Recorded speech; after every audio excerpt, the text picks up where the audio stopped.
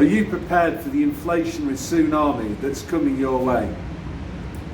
Inflation in America is already over 7%. In Britain it's 5%, and that's miles higher than what central banks are supposed to maintain, which is around the 2% mark. And what I'm going to do in this video is to explain what's caused the inflation we've already got. Second, I'm going to explain why I think that inflation is only going to get worse and accelerate. And then third, I'm going to talk about how that will affect you. Prices rise when demand grows at a faster rate than supply. And that's what causes inflation across the whole economy.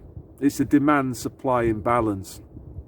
And what's happened over the last couple of years is that demand has grown extremely rapidly. And that's because the Bank of England has been printing money like billy-o. Trillions of pounds of new currency has been created.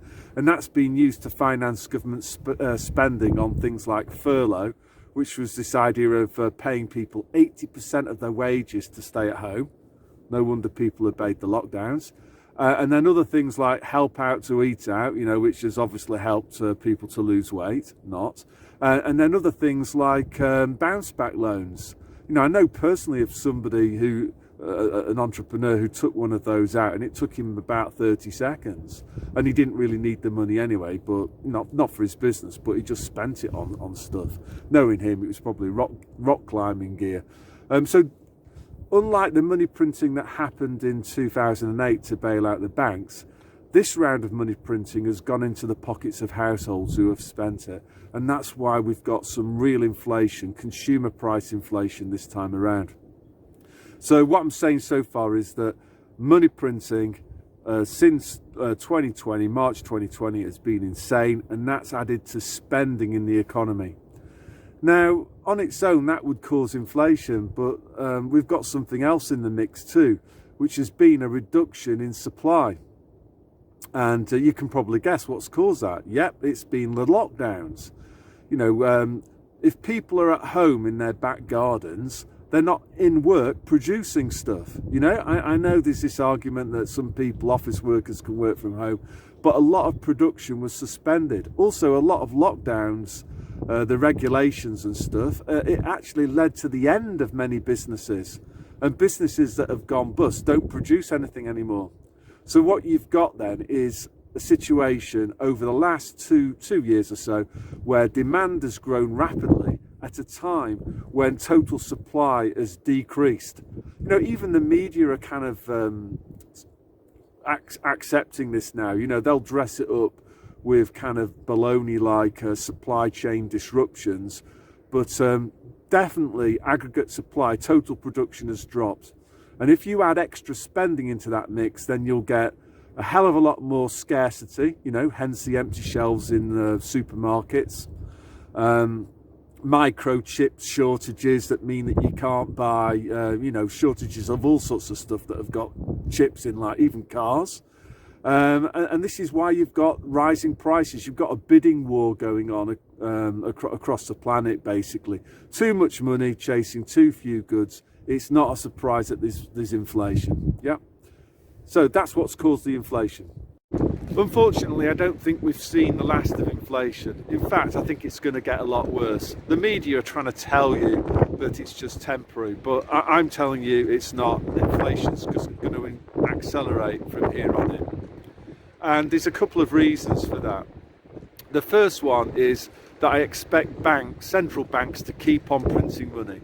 So the money supply will keep on growing, and that will add to demand, creating more inflation. Why do I think that the central banks are going to keep on printing money? Well, answer is politicians love it, because they use the printed money to finance schemes that like furlough and help out to eat out that the general public like.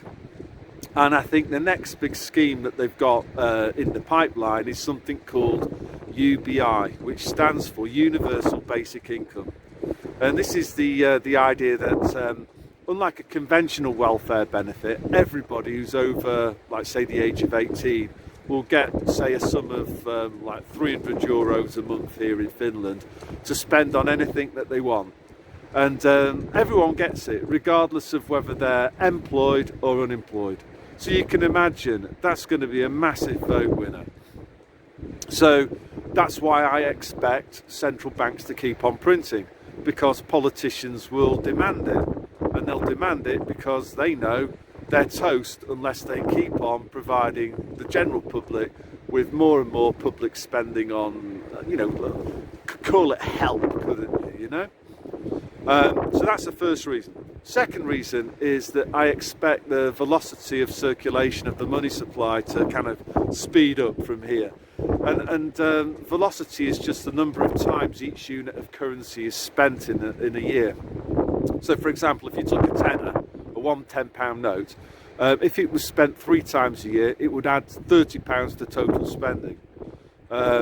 If it was spent 7 times a year, so velocity was faster, 4 times faster, it would add £70 worth of spending to the economy. And obviously, if it's adding £70 to spending, there's a much greater potential for higher price rises. So why do I think velocity is going to creep up?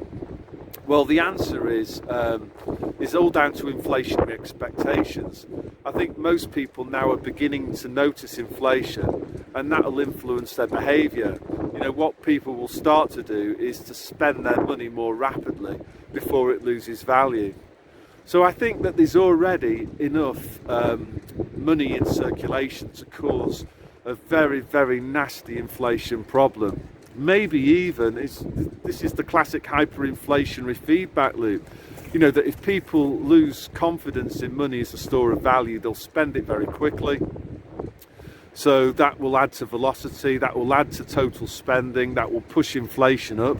And guess what? They'll respond to that even higher inflation by spending their money even more rapidly.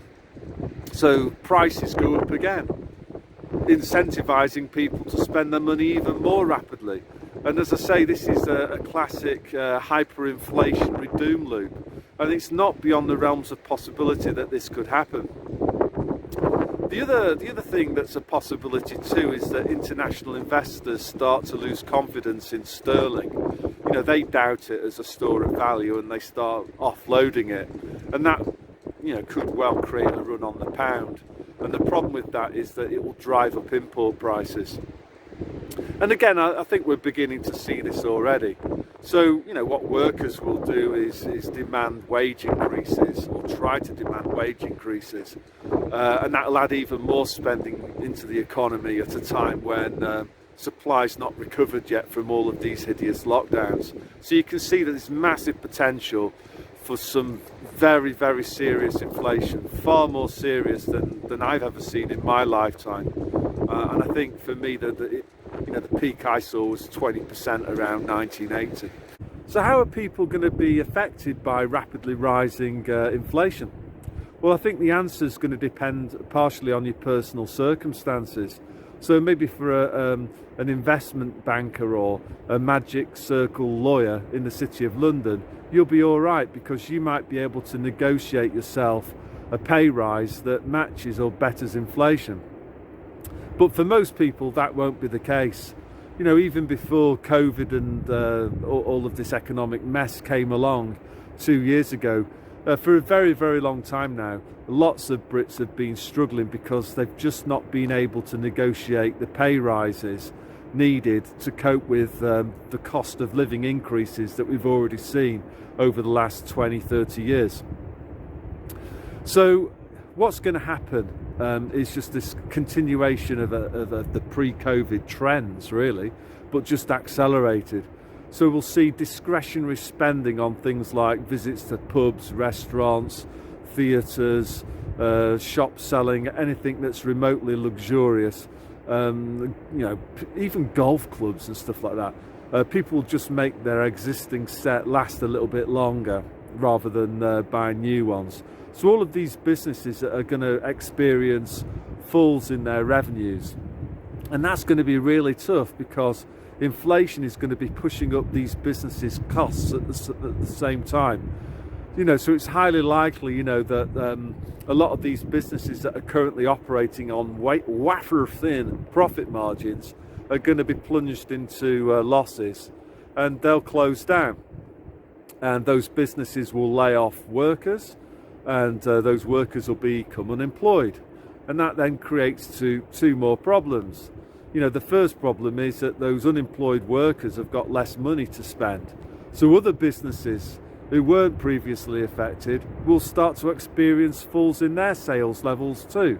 And maybe some of those go bust, creating, further waves of unemployment. Also, there's going to be implications for the government's finances.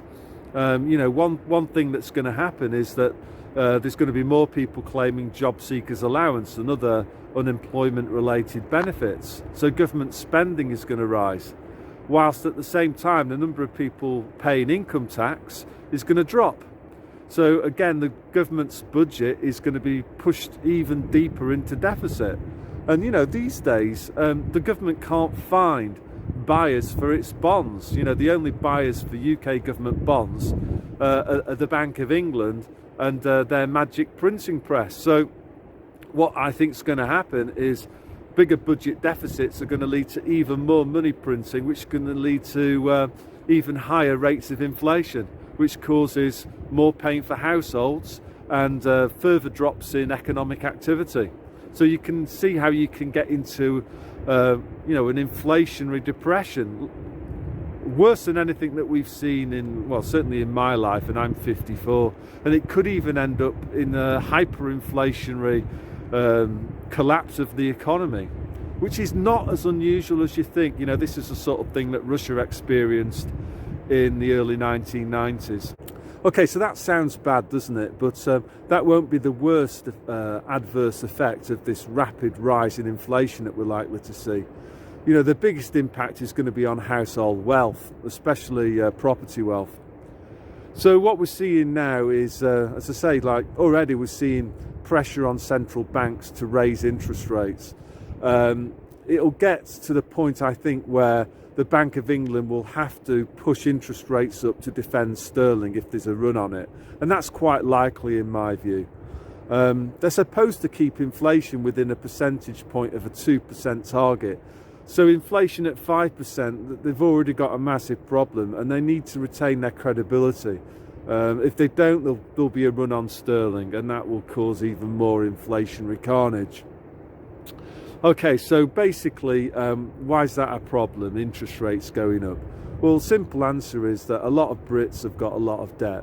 Most of it is mortgage debt. But then on top of that, you've got car loan debt. In the olden days, people used to buy their cars outright. Nowadays, they take on debt. Obviously for people in their 20s, you've got a lot of them with student loan debt.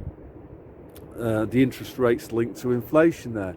Then you've got credit card debt. I think the last time I looked, the average credit card debt for the average household in Britain was about 12 grand. So people have got used to very low interest rates. Low interest rates are cool if you've got big amounts of debt, because it reduces your monthly repayments to a level that you can afford from your income. But then there's the maths of it that I think a lot of people don't appreciate. They think, well, yeah, I can cope with a 1% increase in interest rates, because, they imagine that it's only going to increase their interest expenditure by 1%. But that's completely mathematically illiterate because of the base effect. So, for example, suppose that your current mortgage rate is 4%. And it goes up by 1% to 5%. So that's actually a 25% increase in your borrowing costs. Your monthly mortgage repayments are going to go up by a quarter. So you might have, been just about scraping away with a monthly repayments of 2,000 quid a month, It goes up to 2,500. You might not be able to make it. Many households won't be able to make it. So this kind of British love affair for property, with all that filling crusty off location, it's highly likely to turn into a property nightmare and, repossession. In fact, the banks are already, many of the banks and the hedge funds are already positioning themselves for this to happen. They've already got plans in place to become landlords. So the idea will be they'll say to a distressed homeowner, in inverted commas, because they're not really a homeowner, because they've got a mortgage. They'll say to them, look, what we'll do for you here is we'll do a debt for equity swap. What we'll do is we'll let you stay in the home that you're currently occupying, but rather than paying the mortgage, you'll rent the home off us. That's provided that your social credit score is all tickety-boo, maybe. Let's hope that doesn't happen, but it could.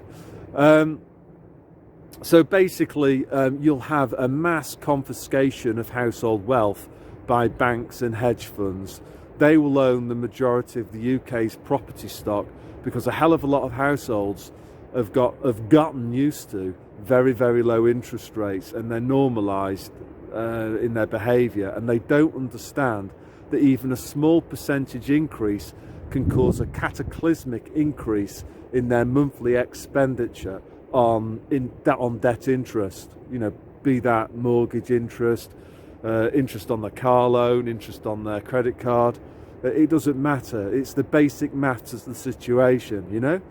If interest rates go up from 4% to 5%, that's a 1% increase, but a 25% increase in your total monthly repayments. And this is happening at a time when households are already struggling because their wages are lagging well behind the cost of living. So this perhaps is what Klaus Schwab at the World Economic Forum meant when he said that by 2030 you'll own nothing and be happy. So that's the end of this video. If you found this useful, then definitely spread this information to others. Because this was the whole point of me doing these videos, was to try to give people some advice and heads up about what's actually happening. And we've got to start talking to each other about what's happening and what the risks are and what we need to do now to avoid it.